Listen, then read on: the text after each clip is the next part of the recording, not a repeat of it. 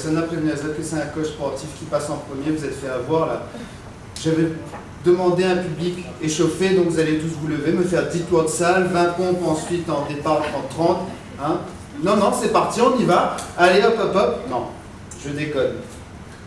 Je viens vous présenter ce soir ma vision du temps. Pour moi, donc, le temps ne se perd pas, c'est le titre de mon talk.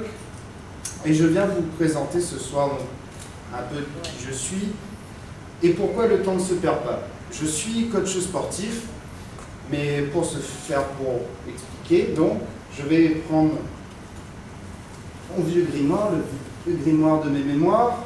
Hop, oui, j'ai un sac visible et un grimoire invisible. Si je l'avais sorti de ma tête, j'aurais un peu moins compris. Je me suis dit, bon, on va le faire comme ça. On enlève un peu de la poussière des pensées négatives qui collent toujours à cause de l'effet électrostatique. Et commençons, je me suis dit, quoi de mieux pour que vous puissiez me connaître un peu mieux que de m'axer sur mes vieux bulletins scolaires. Alors, doucement, je prends place sur le départ chronologique. On est parti, la maternelle. Oui, mignon, le petit David. Alors, qu'est-ce qu'on dit sur toi à cette époque? Élève agréable et joueur. C'est bien, continue comme ça, tant que les dents poussent. On y va, tranquillement. Hop. École élémentaire. C'est bien, les dents ont poussé. Alors, qu'est-ce qu'on dit sur toi maintenant? Élève intelligent, mais manque d'attention par moment.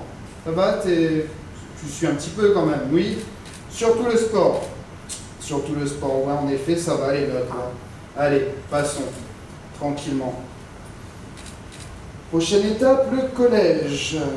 Oui, toujours le sport, ça se voit, la natation principale de la compétition. Mais au niveau scolaire, alors qu'est-ce qu'on dit? Élève intelligent, mais manque d'attention. Ouais, bon, à part pour le sport, oui, comme d'habitude. Tu sais ce que tu veux faire déjà plus tard? Prof de sport. D'accord, oui, bon, ça se comprend. Bon, approche-toi quand même, hein, il y a le lycée qui arrive. Voyons voir, qu'est-ce qu'on dit au lycée? Élève moyen, peut mieux faire. Ouais, bon, heureusement qu'il y a toujours le sport pour rattraper la moyenne. Qu'est-ce qu'il y a à cette époque? T'arrêtes la compétition? Pourquoi t'arrêtes la compétition en natation? C'est toute ta vie, ça te colle à la peau. C'est chiant, oui, c'est stressant la compétition, oui, en effet. Bon, le bac avec la moyenne est un sommet. Oui, bon, bah allez, ça passe, on m'excuse. Continuons tranquillement. Hop. La faculté. Ah bah là déjà, c'est mieux, ça reste moyen, mais c'est mieux parce que, bon, bah, dans le bouquin, déjà, je peux donc m'éclater en stats, faire des études sur le domaine qui me plaît, vous l'avez bien compris, c'est le sport. Et grâce au stage, j'ai pu donc découvrir la discipline qui me passionnait par différents domaines. Et ça m'a permis d'aboutir à cette envie. L'envie de faire le coach ambulant, donc spécialiste de natation, petit jeu de mots. Je commence à donner des cours de natation. Mais ce n'est pas encore le coach sportif que je souhaitais être à cette époque et que je suis actuellement. Le coach ambulant, donc c'est le départ, c'est les cours de natation, on fait des bulles. Et je me dis qu'il m'en faut plus. Si je suis ressorti de la faculté avec un mot important en tête, c'est celui-là. On nous enseigne beaucoup ça en stage, c'est la transversalité. Ce sont des études riches donc, qui nous permettent de découvrir énormément de domaines. Et je me suis dit, je veux devenir mon propre patron et il me faut donc peut-être un peu plus d'expérience. Je me décide de trouver un travail, il faut bien gagner sa croûte. Je deviens donc vendeur d'articles sportifs dans une chaîne que je ne citerai pas. Mais beaucoup d'expérience, beaucoup de transversalité, ça me permet vraiment de découvrir toutes les facettes nécessaires pour gérer une entreprise et comment il allait falloir que je m'y prenne par la suite, 3 ans après, donc avec cette expérience, pour devenir le coach sportif que je veux être. Je veux associer préparateur physique et préparateur mental. Donc préparateur physique et mental, rien à voir avec le fromage. En termes de transversalité, donc, je me demande qu'est-ce qu'il y a de plus important, sur quoi il faudrait que je me base. Je suis parti sur le temps, la perception du temps. Le temps réel que vous pouvez voir symbolisé ici, et le temps perçu sur lequel nous allons commencer, qu'on appelle le manège temporel, qui nous fait partir dans des boucles, une première, une deuxième, et après on se laisse un peu détacher du temps réel, et le temps vient influencer nos émotions. Autant des fois on se sent totalement comprimé ou pas assez de temps, on n'a jamais assez de temps pour pouvoir tout faire, répondre à toutes les connexions, c'est pas possible. Mais il faut prendre le temps, même si des fois il nous paraît bien trop long, bien trop dur à supporter. On peut le voir avec les événements de ces derniers jours, mais on ne va pas s'attarder là-dessus. Moi je vous amène l'outil donc de gestion du stress, justement. Comment sortir de cet état du temps perçu. Voilà, j'ai cherché ma victime à l'époque et je me suis arrêté sur cette phrase. Le temps ne se perd pas, ce n'est pas la négation de « je perds mon temps ». C'est plus l'inverse du temps, c'est de l'argent. Une connexion qui pour moi est malsaine entre le temps et l'argent. Savez-vous qui a dit cette phrase? Est-ce que quelqu'un voulait un indice? Oui. Alors, cet homme, mesdames, messieurs, c'est Benjamin Franklin. On l'appellera Tonton Benji, il paraît qu'on est tous de la même famille. Tonton Benji pour nous ici aujourd'hui. Voilà ce que ce lien avec l'argent m'a fait ressentir, surtout à l'époque donc où je découvrais les joies de l'expérience dans la vie professionnelle, dans le domaine privé. Impression de jouer à Pac-Man, à Euroland donc. Mais à ce petit jeu-là, il faut avoir la patience de Pac-Man, de pouvoir errer indéfiniment dans les couloirs, à grappiller le moindre petit euro en phase retournée. Faites attention donc aux euros qui vous font face, eux peuvent vous manger. Donc, tout le monde a déjà joué à Pac-Man. Même sensation, sauf que là, c'est nous les Pac-Man qui essayons désespérément de croquer des petits bouts d'euros, de plus en plus, mais généralement, voilà ce que ça provoque, du stress. Du stress qui peut même nous amener à la colère.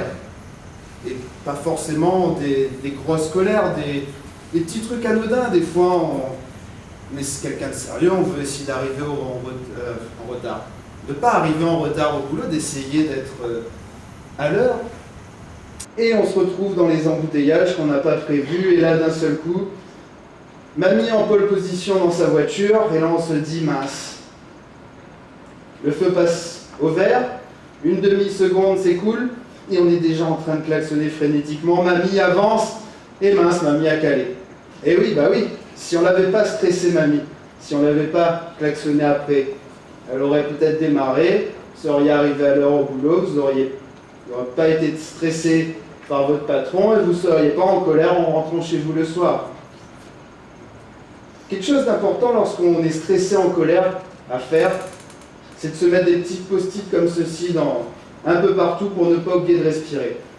Je vous avoue, le post-it, il faut surtout l'avoir dans la tête. Ne pas oublier de respirer, c'est important et ça tombe bien. Dans le sport, il y a ça, il ne faut pas oublier de respirer. Mais attention, petit piège, le sport aussi, on voit bien que le domaine de la compétition a été contaminé par ce lien temps-argent. Voilà ce que ça donne. Pris au second degré, cette phrase est bien une phrase de motivation qui nous permet donc de nous dépasser. En traduisant, donc, c'est pas de douleur, pas de gain. Pris au premier degré, c'est déjà moins marrant.